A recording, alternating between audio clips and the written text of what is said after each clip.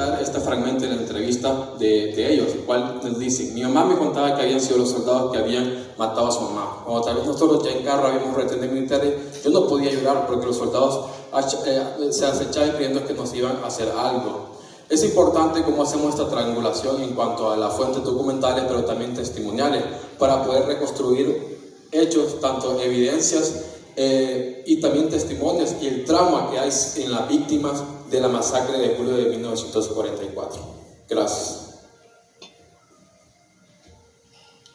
Gracias. Hemos llegado al final de estos 4 capítulos, como les comentábamos al inicio, de la investigación, en los cuales, como se ha podido evidenciar, se ofrece esa nueva narrativa a partir de ese vacío que se identificó en la historiografía, ofreciendo incluso algunas fuentes inéditas, y también los cuales pues, nos permitieron elaborar mapas, cuadros, como han podido notar a través de las diapositivas, y sobre todo acceder también como a esa memoria colectiva a través de las entrevistas que se han realizado. De esta manera, y a manera de conclusiones finales, en esta parte de la investigación se desarrolla el tercer objetivo específico planteado al inicio de esta exposición, referente a la interpretación de manera comparada de los discursos y las características de los diferentes actores involucrados en las masacres de los garífunas de San Juan de Tela en 1937 y la ocurrida en San Pedro Sula en julio de 1944. Para así establecer una tipificación de las diversas expresiones de genocidio cometidas durante la dictadura de Carías Sandino.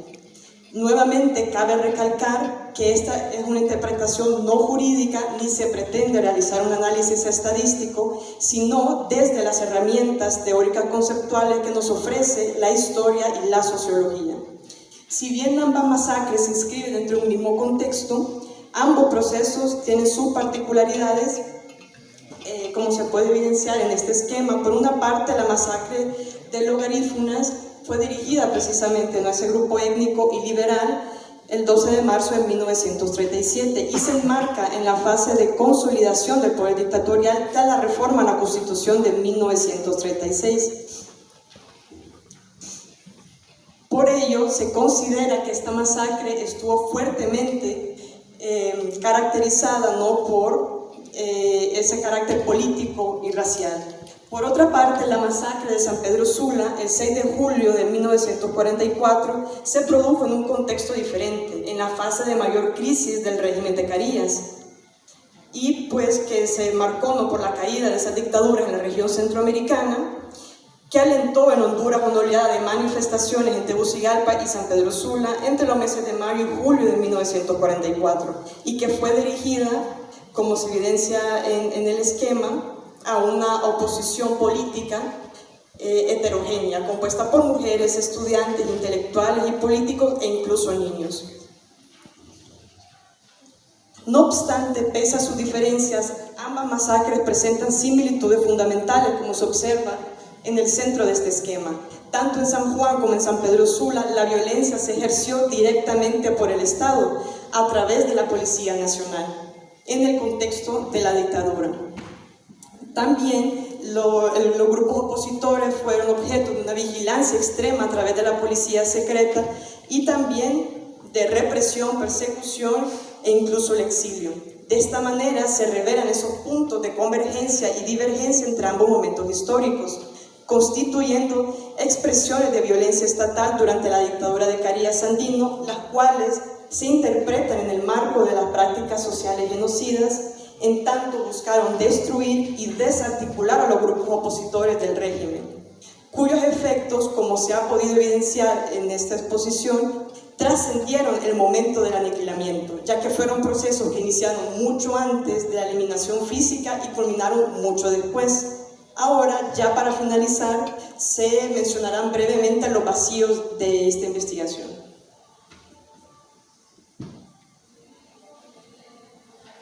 Bueno, por cuestión de tiempo vamos a pasar a los vacíos y esperamos que sean los lectores externos quienes hagan la lectura de los hallazgos de esta investigación. Muy brevemente, los vacíos que encontramos o que tenemos en esta presente investigación es la falta de cuantificación exacta de víctimas, esto porque nuestro enfoque no es cuantitativo sino cualitativo, especialmente para 1944 por ausencia de registros oficiales en los hospitales, parroquias, archivos judiciales, la escasa historiografía previa a este masacre, esto por la predominancia de las narrativas oficiales del Estado,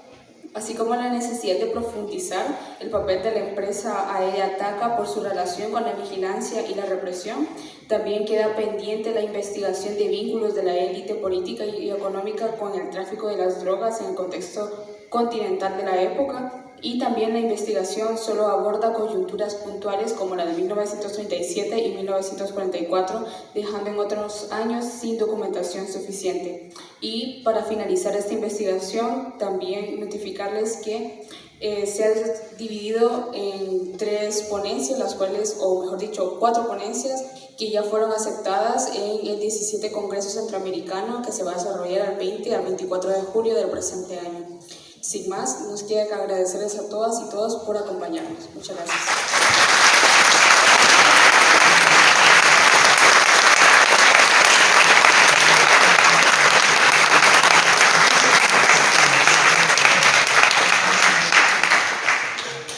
Para continuar con el protocolo de la presentación de esta defensa pública del taller Muertes y Masacres durante la dictadura del Tiburcio Carías Andino, 1937 y 1944, daremos paso ahora a las valoraciones de 2 lectores externos que nos acompañan a través del Zoom. Iniciaremos entonces con la participación de la doctora Ethel García Buchar, quien es docente e investigadora jubilada de la Universidad de Costa Rica. El espacio es suyo, doctora.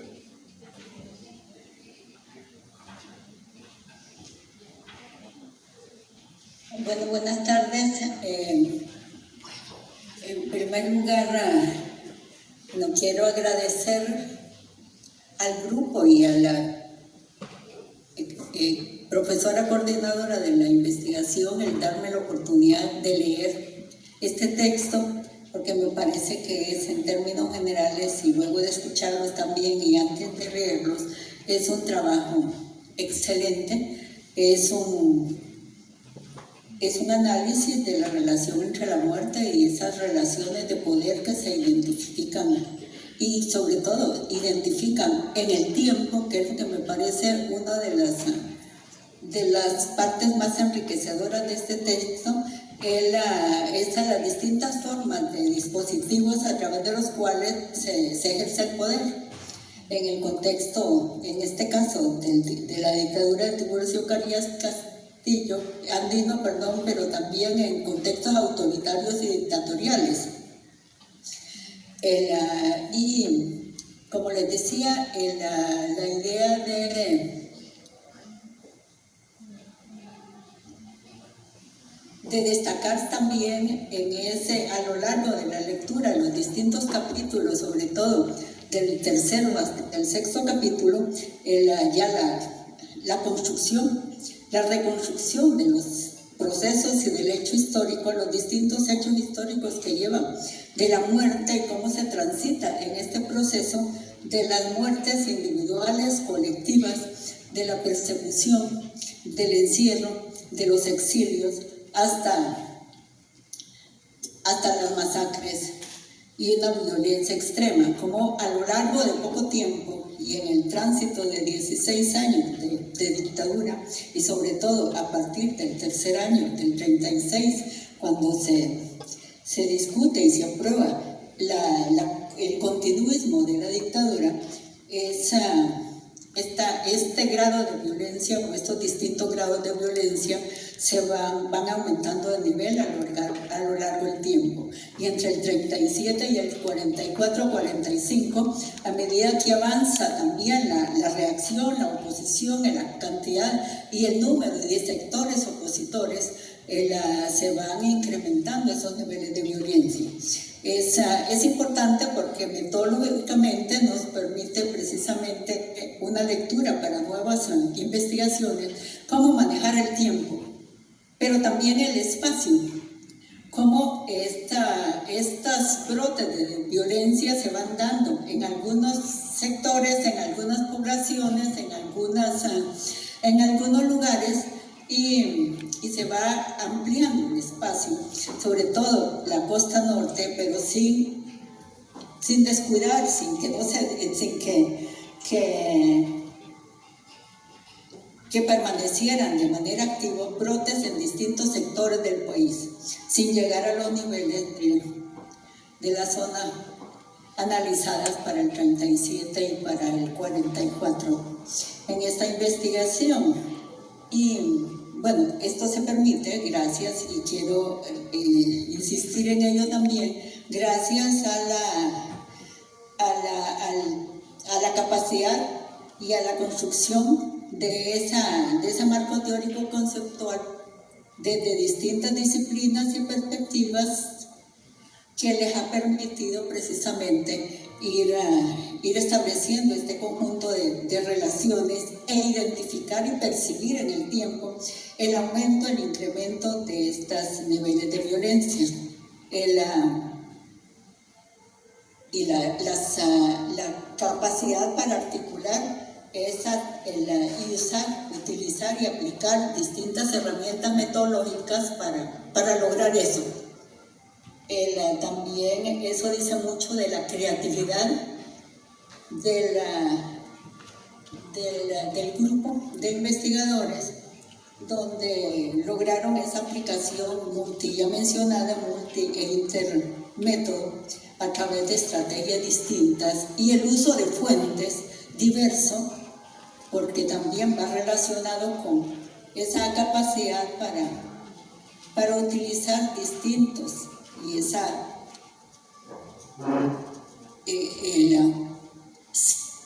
seguridad de que es necesario utilizar fuentes distintas para poder confirmar, y a través de distintas formas de triangulación para poder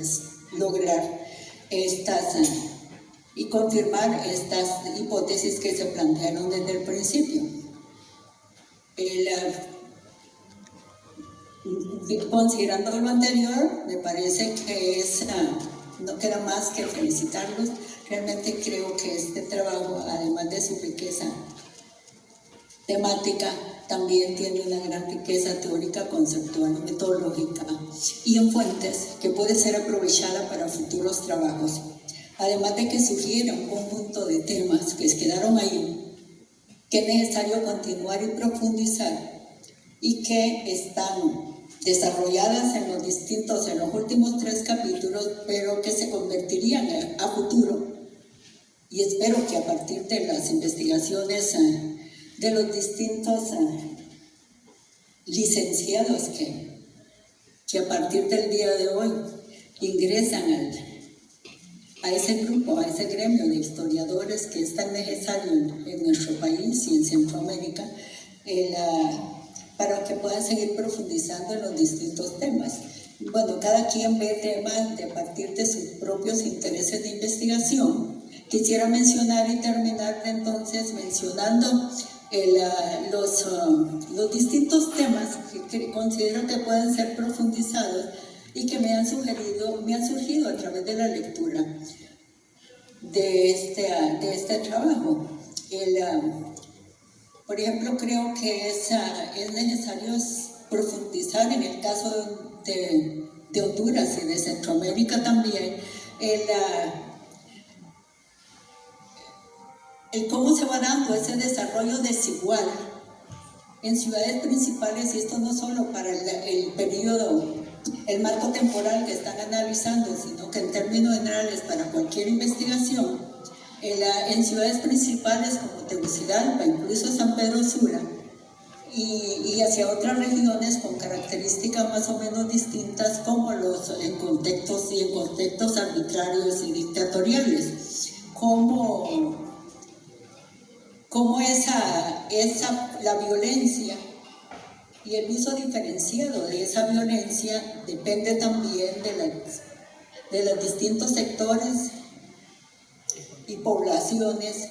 y rasgos étnicos, y sobre todo algunas cuestiones de carácter ideológico que están presentes en estas poblaciones y en estas regiones. A mayor desigualdad en estos territorios, mayor violencia ejercida por, digamos que podría ser, y es el caso típico de la violencia acentuada que se dio en este marco hacia las poblaciones garífunas fundamentalmente y hacia las poblaciones ubicadas en la costa norte, con poblaciones y sectores, grupos bastante diversos en ese sentido. Pero también es importante considerar, y nos llama la atención, y es un grito, diría yo, de